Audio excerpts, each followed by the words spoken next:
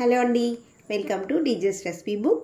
ఈరోజైతే రెసిపీ బుక్లో recipe sweet స్టాల్లో లాంటి క్రంచీ చెకోడీలు మన ఇంట్లోనే చాలా సులభంగా చేసేసుకోవచ్చు అండి. దీన్ని ఎలా చేయాలో తెలుసుకుందాం. వీడియోలోకి వెళ్ళే ముందు మీరు కనుక నా ఛానల్ని సబ్స్క్రైబ్ చేసుకున్నట్టయితే ఇప్పుడే నా ఛానల్ని సబ్స్క్రైబ్ చేసుకోండి. అలాగే లైక్ చేయండి, షేర్ చేయండి. ఈ రెసిపీ ఎలా వచ్చింది అనేది కామెంట్ రూపంలో తెలపండి.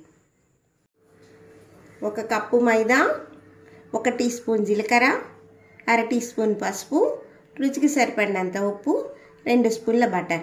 ఈ బటర్ కానీ లేని పక్షంలో ఆయిల్ని కానీ డాల్డాని కానీ కూడా వాడుకోవచ్చు. ఆయిల్ అయితే కొద్దిగా గోరువెచ్చని చేసుకొని వేసుకోవాలి. ఇప్పుడు ఎలా చేయాలో తెలుసుకుందాం.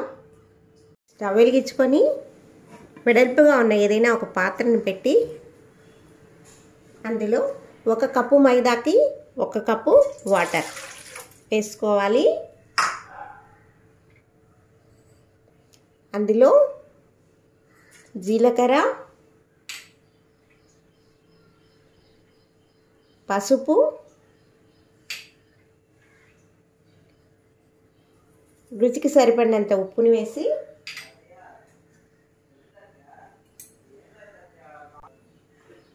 ఇలా ఒకసారి మొత్తంగా కలుపుకోవాలి.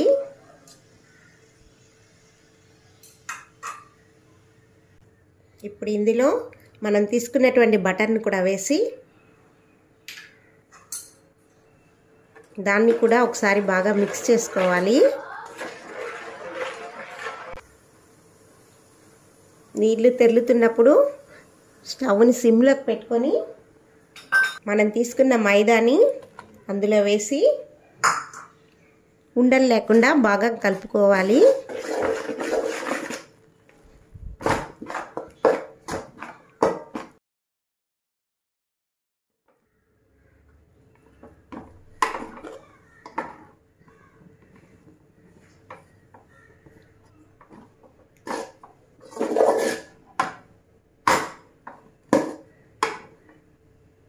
ఇలా మొత్తం ఒక దగ్గరికి వచ్చిన తర్వాత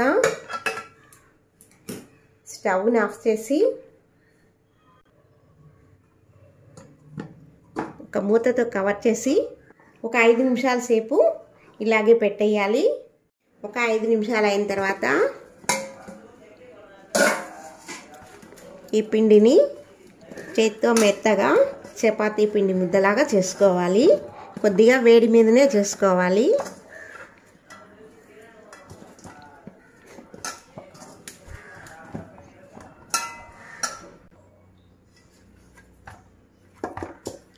రెండు 3 నిమిషాల సేపు ఇలా బాగా కలుపుకున్న తర్వాత పిండి ఇలా వస్తుంది సాఫ్ట్గా.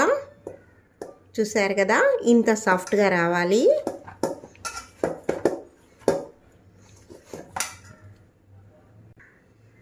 ఇప్పుడు దీనికి మూత వేసి పక్కన పెట్టేసుకొని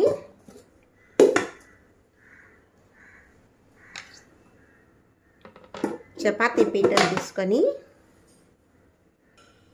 ఇప్పుడు మనం కలుపుకున్న పిండిలోంచి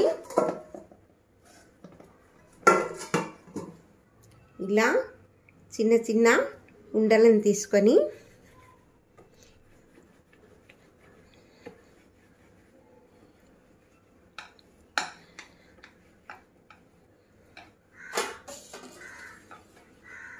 ఇలా చేసుకోవాలి.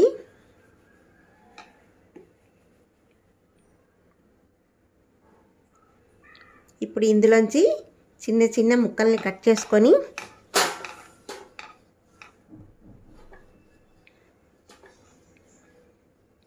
ఇలా సన్నగా వచ్చేట్టు చేసుకోవాలి. చూసారు కదా, ఈ మాదిరి సన్నగా రావాలి. ఇప్పుడు దీన్ని తీసుకొని చుట్టుకొని ఒక్కసారి ప్రెస్ చేసి ఇలా పక్కన పెట్టేసేయాలి.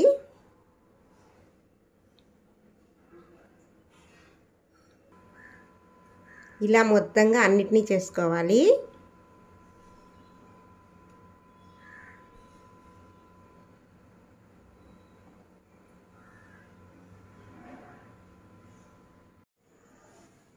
చూసారు కదా, ఇలా అన్నిటినీ రెడీ చేసుకున్న తర్వాత స్టవ్ వెలిగించుకొని ఒక బాణలు పెట్టి అందులో డీప్ ఫ్రైకి సరిపడినంత ఆయిల్ వేసుకొని ఆయిల్ని కాగనివ్వాలి. నూనె వేడైన తర్వాత మనం చేసుకున్న చెకోడీలను కొద్ది కొద్దిగా వేసుకుంటూ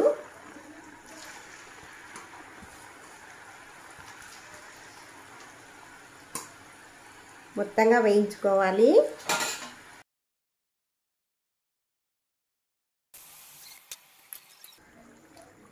చూసారు కదా, ఇలా వచ్చే వరకు వేయించుకోవాలి.